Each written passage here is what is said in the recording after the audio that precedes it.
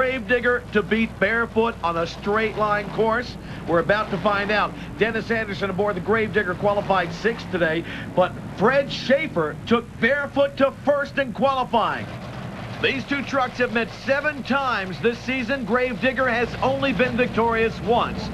Dennis Anderson knew he'd probably have to meet Barefoot this year, but did he think it would happen in the first round? All right, God dog. I didn't want to meet up with the old big red Dodge first thing, but hey, man, I got to turn this old panel truck loose, go or blow, make it or break it. And that's exactly what's going to happen. Make it or break it. On the start, Gravedigger pops a wheelie. Gravedigger gets a whole shot on the world champion. Dennis Anderson defeats Barefoot. The Gravedigger wins. The big Dodge can't believe he lost as he leaves the track. On the starting line, Dennis Anderson, very, very quick on the light. He pops a wheelie, and it's all Gravedigger from there on out. Matter of fact, he may have been too quick on the light. It seems as though there's a bit of a controversy, and Dennis Anderson, who's been known to do it before, may have red lighted. He's with Jim Davidson. Dennis, I know you just got back here in the pits after running Fred. Totally blew him away, my friend, but they're reviewing it right now. You may have red lighted. What happened at the line? I don't know. I was trying to cut a good light, but I honestly don't think I've red lighted, you know. I know the truck's hooking up good and it moves as soon as you touch it, but I don't know. They better look close because I don't think it's a red light. Rich Mike, what's the story? They just reviewed the tape in the truck, and Dennis, it was official red light. Dennis? I don't know, man. I tell you, it's a bummer. I want to see that video. They're going to have to prove it to me because I ain't going to take that. You've been running hard all year, my friend. We'll see what we can do. Well, Dennis, let's all look at it. You did, in fact, red light, buddy. A full half-second start before Barefoot got the green light. You won the race, but you lost it. You're disqualified because of the red light. Now the fans are getting the news. There are a few Barefoot fans, and with that win and that romp down the track, Barefoot is officially the U.S. Hot Rod Association World Champion. My friend, you're tearing it up all year long, and you got the Monster Wars Championship. Thanks, Jim. It's a great feeling. I didn't have any idea what was going on out there. Kathy, you're back here in the pits. You've been behind him all year long. How do you feel? Great, great. Fred, you're up against Dennis Anderson. I know it's round 1, but you knew what was riding on the line there. Did you have any idea he red lighted? No, I didn't. I knew I had to wait on the light. I couldn't afford a DQ this late in the game, so I had to wait on the green light. And I knew he left before I did, but I didn't have any idea he red lighted. When you got back here in the pits, you had thought you actually lost that race, didn't you? I sure did, Jim. I didn't know what was going on there. And like I said, I did wait on the light, and I was worried about red lighting because I didn't want to get DQ'd. I didn't have any idea he red lighted. I thought I lost the race. The ride that made him the only 3-time world champion, Fred Schaefer and Barefoot. Round 2 of Monster Wars when we come back.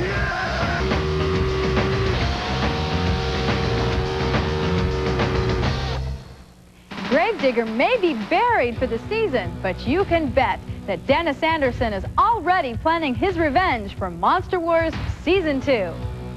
There's plenty of action still to come, but before we cruise into round 2, did you ever wonder where the drivers get those clever names for their trucks? Well, I, for one, am up nights thinking about it, so I decided to ask our own Jim Davidson to find out what's in a name. What's in the name? Gravedigger, Barefoot. What's up with that? Let's find out from the guys. Mr. Nice Guy, Gary Porter, and his Carolina Crusher is kind of a misnomer. Gary, where'd you get the name Carolina Crusher? Right there, well, actually, J.D., a friend of mine came up with the name. You know, we had the first truck built, you know, was sitting there, you know, with no name on it. And, you know, we were just trying to think up names, and a friend of mine said, well, you're from North Carolina, so why don't you name it Carolina? You crush cars, you know, why don't you name it Carolina Crusher? So, you know, that sort of stuck with us, and, you know, we've just kept it named the same for 8.5 years now. Hey, Dennis, where'd you get the name Gravedigger? I just made it up years ago. You know, we were home working out of this old tin shed, and I was talking to one of my buddies there, had a pretty mean street truck, and my truck was pretty much junk, but it was bad. And I said, hey, man, I said, I'll take this junk and dig you a grave with it. So it kind of rung a bell in my head, and it wasn't probably a week later, I took a spray bomb and some tape and put it on the side of the truck and spray bombed it over, peeled the tape off, and I had Gravedigger on the truck ever since. Fred, where did you get the name Barefoot? Jim, long before the word monster truck was ever invented, I was driving a big truck on the street with big tires, and me being a big animal and nature lover, I bought a couple of black American bear cubs, and I used to carry them around with me when we was doing off-road events. and the fans actually named the truck Barefoot. Alan, let me ask you, where did you get the name Predator? Well, you know, in the monster truck business, the truck is actually like a predator, like the animal. You know, so, you know, it eats cars for a living. Might as well suit it with a, you know, proper name like Predator. Guys, where'd the name Equalizer come from? Well, we made up a list of a lot of different names and wrote them all down, and Equalizer was one of them. And the TV show at that time was real popular, you know, about an older man that was kicking butt, and I kind of like the idea of that, because I'm a little older than David, and I like that. And you could still kick his butt? Yeah. Hey, Ray, where'd you come up with the name Invader? Well, we were just all sitting around for a couple of weeks, you know, thinking of the names and throwing them, you know, tossing them around, and that was the best one, eye-catching. That's what we came up with. Where'd you get the name Kodiak? Well, at the time when we started monster trucking about 10 years ago, there weren't a whole lot of trucks out of the north, so we named it after one of the biggest bears there is up in the island of Kodiak, Alaska, the Kodiak Bears. Paul, where did you get the name Monster Patrol? Well, I run a mud racer, and it's Mud Patrol, and we decided to name Monster Truck Monster Patrol.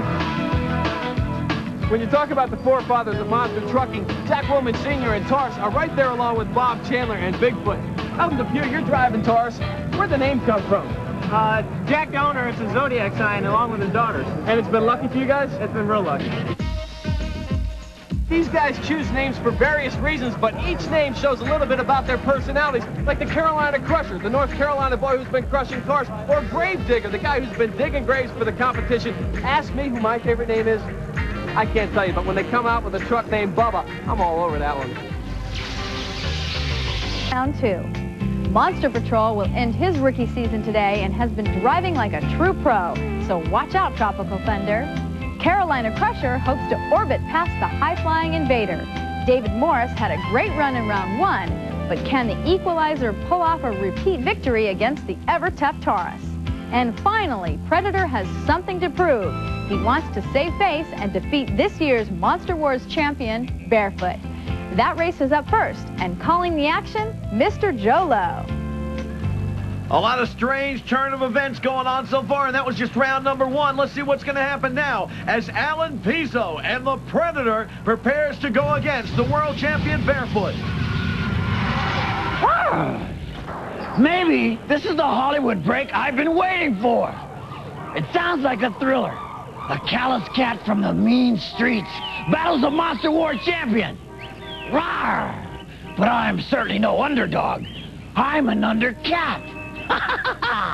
That's it. The predatory adventures of the amazing undercat. What a great title. Thank you. Thank you. Thank you. Thank you.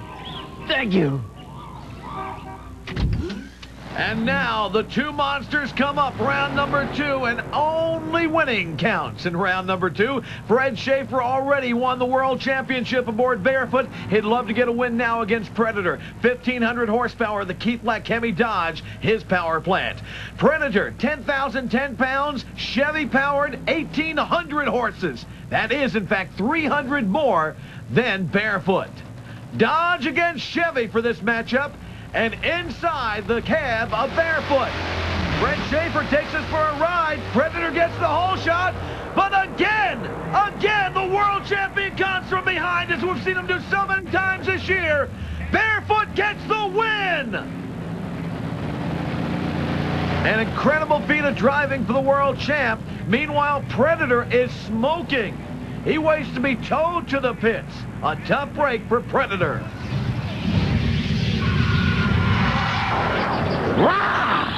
I lost that leading role to Barefoot. Gah! I wonder if Tony the Tiger ever failed to get a part. You know what they say in Tinseltown? You win some, you lose some. Well, I tried my paw at acting, well, maybe a movie title should have read Curiosity Killed the Cat. Predator had the whole shot, had that whole race won, but the engine gave way. A valve blew early on. Barefoot took advantage of that problem and leaped to victory.